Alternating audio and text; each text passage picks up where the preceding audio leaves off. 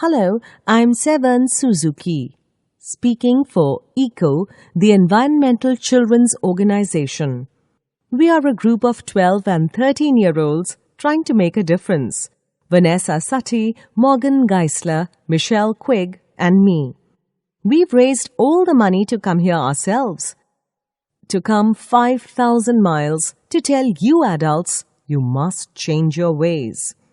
Coming up here today, I have no hidden agenda. I'm fighting for my future. Losing my future is not like losing an election or a few points on the stock market. I'm here to speak for generations to come. I'm here to speak on behalf of the starving children around the world whose cries go unheard. I'm here to speak for the countless animals dying across the planet because they have nowhere left to go.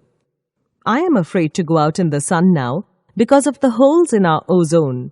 I am afraid to breathe the air because I don't know what chemicals are in it. I used to go fishing in Vancouver, my home, with my dad until just a few years ago. We found the fish full of cancers. And now we hear of animals and plants going extinct every day, vanishing forever.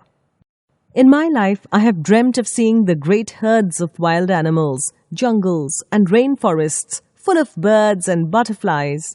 But now I wonder if they will even exist for my children to see. Did you have to worry of these things when you were my age? All this is happening before our eyes. And yet, we act as if we have all the time we want and all the solutions. I'm only a child, and I don't have all the solutions. I want you to realize, neither do you. You don't know how to fix the holes in our ozone layer. You don't know how to bring the salmon back up a dead stream. You don't know how to bring back an animal now extinct. And you can't bring back the forest that once grew where there is now a desert. If you don't know how to fix it, please stop breaking it. Here, you may be delegates of your government, business people, organizers, reporters, or politicians. But really, you are mothers and fathers, sisters and brothers, aunts and uncles, and all of you are someone's child. I'm only a child.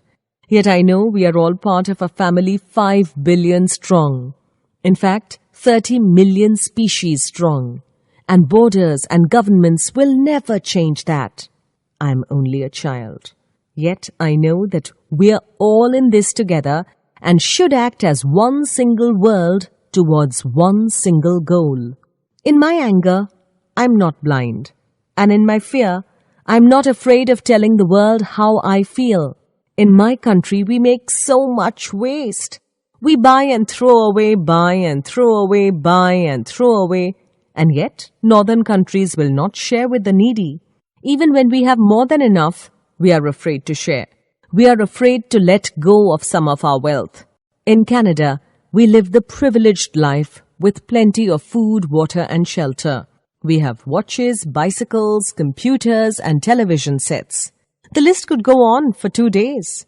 2 days ago here in Brazil, we were shocked when we spent time with some children living on the streets. This is what one child told us. I wish I was rich, and if I were, I would give all the street children food, clothes, medicines, shelter, and love and affection. If a child on the streets who has nothing is willing to share, why are we, who have everything, still so greedy? I can't stop thinking that these are children of my own age, that it makes a tremendous difference where you are born, that I could be one of the children living in the favelas of Rio. I could be a child starving in Somalia, or a victim of war in the Middle East, or a beggar in India. I'm only a child. Yet I know that if all the money spent on war was spent on finding environmental answers, ending poverty, and finding treaties, what a wonderful place this earth would be. At school, even in kindergarten, you teach us how to behave in the world. You teach us not to fight with others, to work things out, to respect others, to clean up our mess, not to hurt other creatures, to share, not be greedy.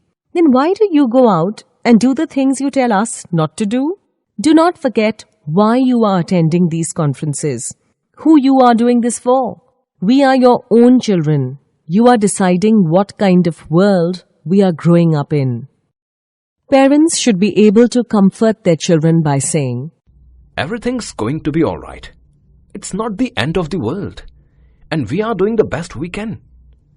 but I don't think you can say that to us anymore. Are we even on your list of priorities? My dad always says, You are what you do, not what you say.